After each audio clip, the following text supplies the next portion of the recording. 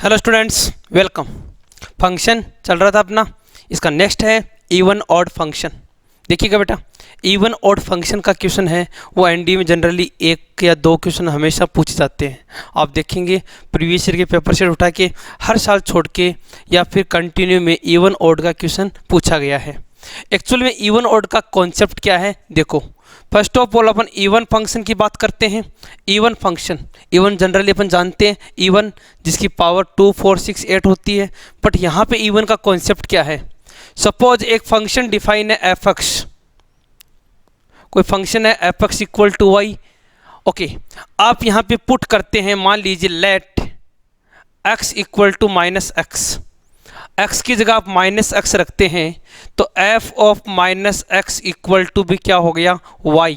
मतलब दोनों ही केस में आंसर सेम है।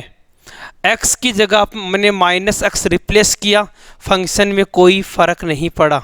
It means that is called even function. क्या हो गया बेटा, इवन फंक्शन हो गया। और सेम ऑड फंक्शन की बात करें तो ऑड फंक्शन में क्या होगा कि एक फंक्शन है define f x equal to y, आपने रिप्लेस किया x की जगह माइनस एक्स, आपने x की जगह माइनस एक्स पे रिप्लेस किया तो यहाँ पे बन गया f of minus x equal to minus of y. मतलब पूरे के बाहर क्या आ गया, माइनस आ गया। आप ऐसा बोल सकते हैं f of minus x equal to minus of f x. अगर ऐसा हो जाता है तो that function is called odd function. और यहाँ पे f of minus x equal to f of x, f of minus x और एफ एक्स का जो वैल्यू है वो क्या रहना चाहिए, सेम रहना चाहिए। तो इवन फंक्शन हो गया। और f of minus x equal to minus of f x, तो ये क्या हो गया आपका, ऑड फंक्शन हो गया। तो ये तो हो गया इसका बेसिक डेफिनेशन। ओके, अगर ग्राफिकली बात करें तो इवन फंक्शन का जो ग्राफ है it is always symmetric about y axis. इस तरह से ग्राफ बनेगा। आप देख रहे हैं कि इसका ग्राफ जितना एक्स वाई एक्स के पॉजिटिव में है उतना ही नेगेटिव में है, और ये आपका वाई एक्स है। इसके अलावा आप देख रहे हैं ग्राफ ये वाला मॉड एक्स का ग्राफ, ये भी क्या है, जैसा y के पॉजिटिव है उतना ही y के नेगेटिव में है। तो जो इवन फंक्शन के ग्राफ हैं वो वाई एक्स के कोरस्पॉन्डिंग सिमेट्रिक होंगे। इसके अलावा आप देख रहे हैं कॉस एक्स का ग्राफ, आप लोगों ने कॉस एक्स का ग्राफ देखा होगा, कॉस एक्स का ग्राफ। तो कॉस एक्स का ग्राफ भी जितना इधर है उतना ही इधर है। और कॉस एक्स में आप जानते भी हैं कॉस ऑफ माइनस एक्स और कॉस ऑफ एक्स दोनों क्या होते हैं, सेम होते हैं। तो ये तो हो गया इवन फंक्शन का कॉन्सेप्ट। ऑड फंक्शन में क्या होता है बेटा, ऑड फंक्शन में जो ग्राफ है वो आपका ओरिजिन के कोरस्पॉन्डिंग सिमेट्रिक होता है।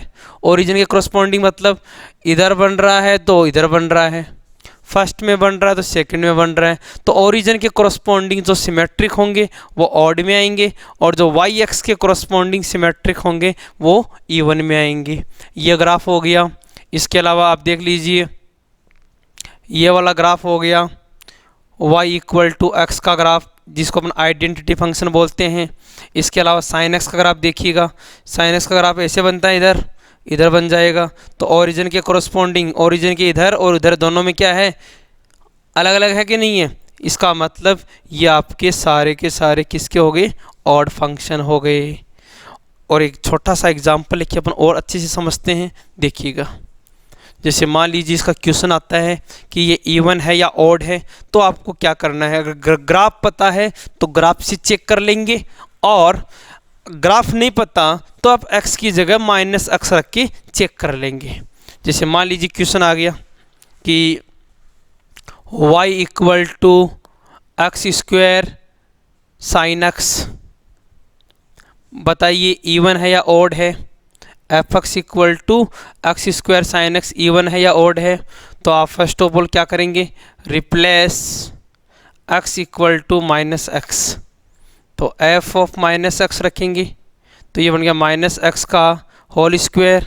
यहाँ पे क्या जाएगा, साइन ऑफ माइनस एक्स, बोलिए आएगा माइनस एक्स का होल स्क्वायर तो होता है पॉजिटिव एक्स स्क्वायर, यहाँ साइन में माइनस बाहर आएगा तो ये हो जाएगा साइन एक्स और नेगेटिव साइन आ गया। आप देखिएगा ये एक्स स्क्वायर साइन एक्स है और ये minus x square sine S है। It means f of minus x और माइनस ऑफ एफ एक्स क्या हो गया, सेम हो गया। तो ये किसका कंडीशन हो गया बेटा, ये ऑड फंक्शन का कंडीशन हो गया। हुआ कि नहीं हुआ। इसके अलावा मान लीजिए मैंने पूछ लिया f x equal to x की पावर 17 कॉस ऑफ एक्स, बताओ इवन है या ऑड है। तो अपना प्रोसीजर वही सेम रहेगा, एफ ऑफ माइनस एक्स की power 17 cos of minus x. आप बोलेंगे सर यहाँ से माइनस निकलेगा बिकॉज ऑड पावर है, तो एक्स की पावर 17 और कॉस में कोई इफेक्ट नहीं पड़ता, तो ये कॉस ऑफ एक्स बन जाएगा। एक्स की पावर 17 कॉस, एक्स की पावर 17 कॉस, कहने का मतलब माइनस आ गया। तो f of minus x equal to minus of f x, तो ये किसका केस हो गया, ऑड फंक्शन का केस हो गया। तो ये तो कुछ जनरल एग्जाम्पल थे। अपन अच्छे एग्जाम्पल्स की तरफ चलते हैं जिसके क्वेश्चन एग्जाम में पूछे जाते हैं। वो कौन से हैं देखो, जैसे मान लीजिए एक क्वेश्चन ये बन गया f x equal to a की पावर एक्स प्लस ए की power minus x upon 2। F x equal to a की पावर एक्स प्लस ए की power minus x upon 2।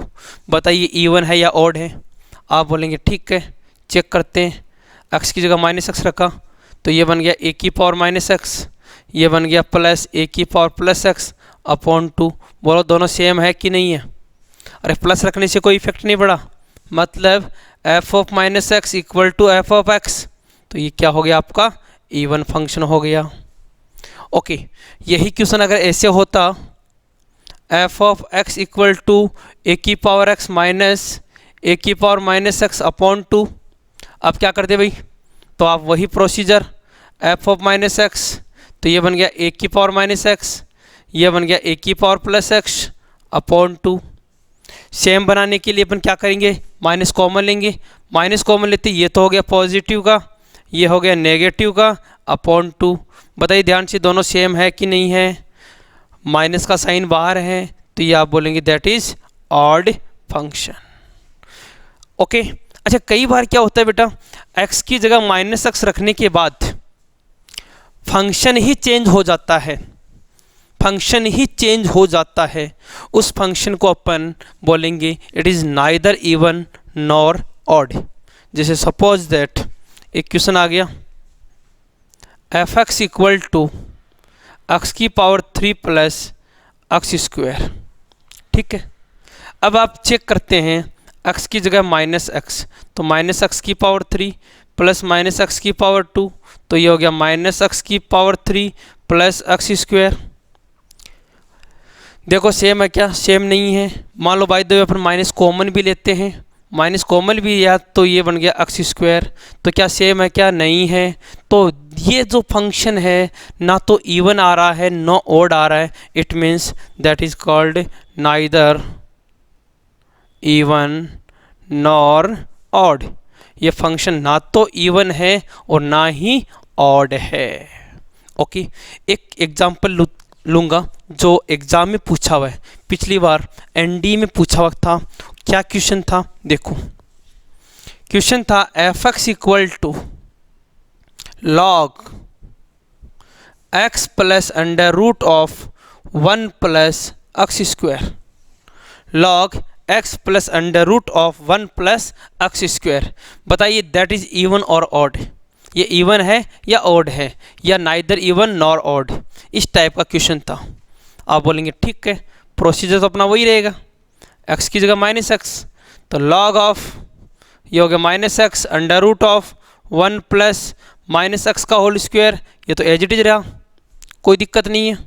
Okay, अब इतना करके बच्चे छोड़ देते हैं कि यार ये तो ऑड ही होगा, या सॉरी ये तो नाइदर इवन नॉर ऑड वाला कॉन्सेप्ट हो गया, माइनस बाहर ले नहीं सकते। लेकिन अगर इसमें थोड़ा सा कॉन्सेप्ट अपन लगाएं, थोड़ा सा कॉन्सेप्ट अपन लगाएं कि यार क्यों ना ये जो अंदर लिखा है इसका रेशनलाइज कर ले। क्या कर ले, रेशनलाइज। रेशनलाइज करना आता है कैसे, देखो ऊपर लिखा हुआ है 1 plus x square minus x, तो अपन 1 plus x square plus x से नीचे और 1 plus x square plus x से ऊपर मल्टीप्लाई करके देख ले। रेशनलाइज तो जानते ही हो, जैसे ही मैंने मल्टीप्लाई कराया तो ये बन जाएगा आपका लॉग, ऊपर तो है a plus B a minus B, 1 plus x square minus x square upon नीचे क्या रह गया x plus under root of 1 plus x square से स्क्वायर कैंसिल हो गया। ये क्या बन गया बेटा, ये बन गया log of 1 upon under x plus under root of 1 plus x square. अगर इसको मैं लिखूँ रेसिप्रोकल वाली वैल्यू को तो log x plus under root of 1 plus x square की पावर -1 लिख सकते हैं, बिकॉज ये -1 पावर है, ये -1 पावर है, क्योंकि लॉग में आपने देखा होगा लॉग अगर 1 अपॉन एक्स लिखा है तो इसको लॉग x की पावर -1 लिख सकते हैं, कोई दिक्कत नहीं है। ये माइनस आगे आएगा तो ये होगा minus log x plus under root of 1 plus x square. अब आप देखेंगे यही फंक्शन है जो मेरे को गिवन था। It means f of minus x equal to minus of f x. तो ये क्या हो गया, ऑड फंक्शन हो गया। तो कुछ क्वेश्चन ऐसे भी होंगे जहाँ पे आपको थोड़ा सा मैनिपुलेशन करना पड़ेगा, कैलकुलेशन करना पड़ेगा, या तो रेशनलाइज करके करना पड़ेगा, या फिर इसको आप थोड़ा सिंपलेस्ट फॉर्म ला के देखेंगे कि एक्चुअल में वही फंक्शन बन रहा है या नहीं बन रहा। और ये ऐसे केसेज या तो एक्सपोनेंशियल फंक्शन में मिलेंगे या फिर आपको लॉग फंक्शन में मिलेंगे, जहाँ पे आपको थोड़ा कैलकुलेशन करना पड़ सकता है। ओके स्टूडेंट, तो ये हो गया इवन ऑड का कॉन्सेप्ट। अब इवन ऑड के कॉन्सेप्ट में मैं आपको कुछ प्रॉपर्टीज़ बताने वाला हूँ जो डायरेक्ट एग्जाम में पूछी जा सकती है। क्या क्या प्रॉपर्टीज़ है, देखिए बेटा। फर्स्ट प्रॉपर्टी ये हो गया कि ज़रूरी नहीं है, it is not necessary all function are even और ऑड। ज़रूरी नहीं है कि सारे के सारे फंक्शन क्या हो, इवन ऑड। तो क्या याद रखेंगे, it is not necessarily for every function is either even or odd। Second है, second property, the graph of even function is always symmetric about y-axis। the graph of even function always symmetric about y-axis and odd function is symmetric about origin। Clear है? Okay, property third, ये property first होगी। First, it is not necessary for every function is either even और odd. ये ज़रूरी नहीं होता कि सारे फंक्शन या तो इवन हो या ऑड हो, कुछ ऐसे भी होते हैं जो ना इवन होते हैं ना ऑड होते हैं। दूसरा ये हो गया सिमेट्रिक वाला। थर्ड देखिएगा, थर्ड है कि अगर मान लीजिए कोई इवन फंक्शन दे रखा आपको कि derivative of even is odd. मान लीजिए कोई x की पावर 3 दे रखा है। अब x की पावर 3 तो ऑड होता है, इसका डेरिवेटिव करेंगे तो क्या हो जाएगा, 3x स्क्वायर इवन हो गया। तो derivative of even is odd and derivative of odd is even.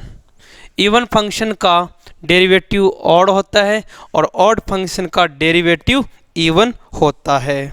Okay, इसके बाद में नेक्स्ट है product of two even function is an even function. मान लीजिए एक फंक्शन आपका एक्स स्क्वायर, एक है आपका कॉस एक्स, ये भी इवन फंक्शन है, ये भी इवन फंक्शन है। तो दो इवन फंक्शन है तो इवन फंक्शन का प्रोडक्ट भी क्या होगा, इवन। तो प्रोडक्ट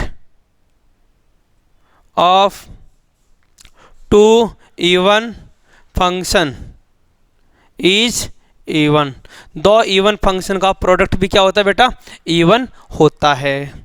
ओके, इसके बाद में नेक्स्ट है sum and difference of two odd function is an odd function. Sum and difference of two odd function is odd function. देखिएगा, मान लीजिए एक है एक्स की पावर 3 और एक है मान लीजिए साइन एक्स, ये भी ऑड है ये भी ऑड है, तो इनका जो प्लस माइनस आएगा, जो डिफरेंस और जो सम है वो भी क्या आएगा, हमेशा ऑड आएगा। तो क्या बोला मैंने, the sum and difference of two odd function is an odd function. And similarly the sum of sum and difference of two even function is an even function. मान लीजिए दो इवन फंक्शन है, एक अक्स स्क्वायर है, एक cos अक्स है, तो दो इवन फंक्शन का मल्टीप्लाई प्लस या माइनस, एडिशन या सब्ट्रैक्शन भी क्या होगा, इवन। अगर ये दोनों ऑड है तो ऑड, मतलब इसे बोल दो odd plus minus odd equal to odd, even plus minus even equal to even. और प्रोडक्ट का मैंने आपको बता दिया था कि दो इवन फंक्शन है तो इनका प्रोडक्ट भी क्या होगा, इवन होगा। Okay yes. इसके बाद में the sum of even and odd function is neither even nor odd. एक इवन फंक्शन है, एक ऑड फंक्शन है, उनका जो सम है और जो डिफरेंस है it is neither even nor odd. ना तो इवन होता है ना ऑड होता है। अभी अपने थोड़ी देर पहले किया था, एक अक्स की पावर 3 लिया था, एक अक्स की पावर 2 लिया था, इनका जो सम है it is neither even nor odd. Okay. इसके बाद में लास्ट है f x equal to 0 is only function which is even and odd.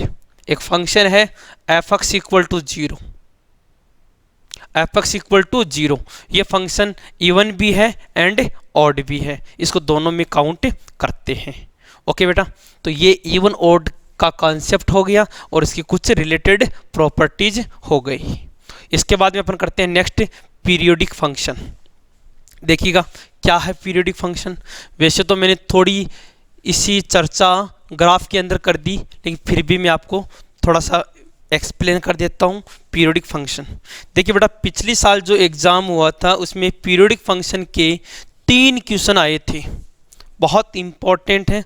3 question, only periodic function के 3 क्वेश्चन आए थे, तो आप देख लो कितना इंपॉर्टेंट है। और उससे पहले वाले एग्जाम में इवन ऑड का क्वेश्चन आया था, तो ये क्वेश्चन इवन ऑड या पीरियोडिक इस टाइप के क्वेश्चन है। कभी डोमेन आ गया, कभी रेंज आ गया, 1 1 ऑन 2 आ गया, या फिर मतलब कई ग्राफ्स के बारे में पूछ लिया। ऐसे क्वेश्चन फंक्शन से जनरली आते रहते हैं। ओके, तो अभी अपन क्या कर रहे हैं बेटा, पीरियोडिक फंक्शन।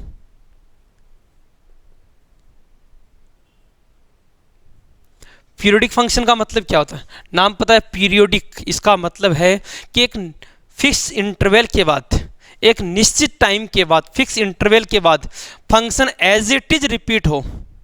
क्या बोला मैंने, एक फिक्स इंटरवल के बाद function as it is repeat हो, जैसा है वैसा का वैसा होना चाहिए, that is called periodic function. कैसे, देखो सपोज एक फंक्शन है एफ एक्स, ठीक है, आपने इसको टाइम इंटरवल दिया, थोड़ा सा इंटरवल दिया टी का, क्या दिया, टी का। अब एक एफ एक्स प्लस टी किया तो फंक्शन एज इट इज मिल गया वापस से। एक्स प्लस टी आपने किया तो क्या मिल गया, as it is f x मिल गया। It means that is periodic function. मतलब एक फिक्स इंटरवल दिया और इस फिक्स इंटरवल के बाद में एज इट इज फंक्शन मिल गया वापस से, तो ये जो एज इट इज फंक्शन मिला it means that is periodic function. और ये जो टी है, ये जो टी है, T is called time interval, time interval या पीरियड ऑफ फंक्शन। जो टी है, इस टी को अपन क्या बोलेंगे, टाइम इंटरवल या पीरियड ऑफ फंक्शन। क्लियर है। अब इसमें कई बच्चे बहुत मिस्टेक कर देते हैं, जैसे बोलते हैं, वो आधी अधूरी बात सुनते हैं, वो बोलते हैं अच्छा ये बोलना चाहते हैं कि फिक्स टाइम के बाद रिपीट होना चाहिए। ओके, ये लो, तो यहाँ तो आप देख रहे हैं कि एक फिक्स टाइम के बाद, जैसे मान लो ये टाइम है, कोई भी टाइम है टी, अब इस टी के बाद में as it is graph repeat हो रहा है, एज इट इज, और वैल्यू जो है वो सबकी सेम आ रही है, इसका मतलब ये तो पीरियोडिक है, कोई दिक्कत नहीं है। लेकिन अगर मान लो कोई स्टूडेंट ऐसे बोले कि सर मान लो ये ग्राफ है, फिर ये ग्राफ है, फिर ये ग्राफ है, टाइम तो इसने बोल दिया कि टाइम सबका सेम है, टाइम सबका सेम है, लेकिन यहाँ पे आप देख रहे हैं कि वैल्यू अलग अलग आ रही है, इसकी वैल्यू इतनी आ रही है, इसकी अलग आ रही है, इसकी अलग आ रही है, इसका मतलब इट इज नॉट पीरियोडिक, ये पीरियोडिक नहीं है। इसके अलावा ऐसा भी हो जाए, मान लो ऐसा हो जाए, मान लीजिए ऐसा हो जाए, सपोज कि टाइम इंटरवल वैल्यू तो सेम आ रही है, लेकिन मान लो ये अलग अलग आ रही है। अब आप कहीं सर वैल्यू सेम आ रही है, लेकिन ये जो टाइम t1 है, ये टाइम इंटरवल t2 है, ये टाइम इंटरवल t3 है, अब अलग अलग टाइम में वैल्यू आ रही है, तो इसको भी अपन पीरियोडिक फंक्शन में काउंट नहीं करेंगे। तो एक तरह से पीरियोडिक फंक्शन की डेफिनेशन के लिए क्या हो गया कि सर एक फिक्स टाइम इंटरवल के बाद वही वैल्यू वापस रिपीट होती है, that is called periodic function. ऐसा नहीं होना चाहिए, ऐसा नहीं होना चाहिए, ऐसा होना चाहिए, that is called periodic function. Okay, अब कुछ स्टैंडर्ड फंक्शंस ले लेते हैं जिनके टाइम इंटरवल एग्जाम में जनरली पूछे जाते हैं या पूछे जा सकते हैं। कैसे कैसे हैं देखो। सबसे पहले मैं ट्रिगोनोमेट्री फंक्शंस की बात करूं। ट्रिगोनोमेट्री फंक्शंस आप जानते हैं अच्छे से, दोबारा से रिपीट कर देता हूं। Sine x, cos x, tan x, cot x, sec x, cosec x. ये जो साइन एक्स है इसका टाइम इंटरवल है 2 पाई का, कॉस एक्स है 2 पाई का, इनका जो रेसिप्रोकल है सेक एक्स और कॉसेक एक्स इनका भी क्या है 2 पाई का। इसके अलावा जो टेन एक्स और कॉट एक्स है इनका टाइम इंटरवल है पाई, ये आपको याद रखना है। ओके, इसके अलावा अगर मान लीजिए यही सारे फंक्शन मॉड में लिख दूं मैं, mod of sine x, mod of cos x, mod of tan x, mod of cot x, mod of sec x, mod of cosec x, अगर मैं मॉड में लिख दूं तो इन सब का टाइम इंटरवल, इन सब का टाइम इंटरवल क्या हो जाएगा पाई हो जाएगा। क्यों? कि मॉड के केस में क्या है कि साइन एक्स जो है वो नीचे वाला जो वैल्यू आ रहा है नेगेटिव वैल्यू, मतलब इस तरह से कि साइन एक्स पहले क्या था ऐसे रिपीट हो रहा था, लेकिन जैसे ही मैंने मोड लगाया तो मोड लगाने से ये वैल्यू जो है वो यहाँ से शिफ्ट होके कहाँ चली जाएगी, ऊपर चली जाएगी। कहने का मतलब अब जो फंक्शन है वो कितने इंटरवल के बाद रिपीट होने लग गया, पाई के बाद में रिपीट होने लग गया। तो एक तरह से आप याद रखेंगे कि मोड लगा 3 का टाइम इंटरवल क्या हो गया पाई का। ओके, इसके अलावा और आपने एक फंक्शन और देखा था थोड़ी देर पहले जब अपन ने फ्रैक्शनल फंक्शन किया था। इस टाइप का एक फंक्शन देखा था आपने, इस टाइप का एक फंक्शन आया था जिसको मैं बोलता हूँ fractional function. F x equal to इस तरह का फंक्शन था फ्रैक्शनल फंक्शन। तो इस फ्रैक्शनल फंक्शन का जो टाइम इंटरवल है वो क्या है 1। क्यों?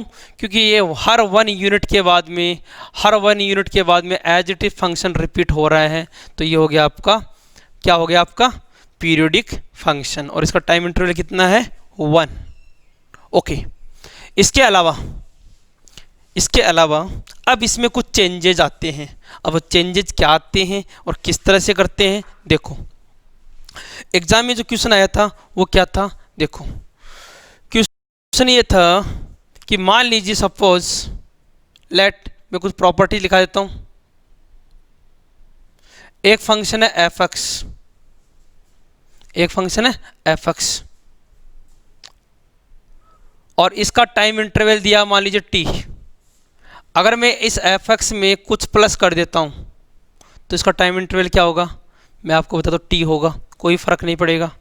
जैसे मान लीजिए कोई फंक्शन आ गया एफ एक्स और एफ एक्स आपका साइन एक्स, इसका टाइम इंटरवल सब जानते हैं कितना होगा 2 पाई।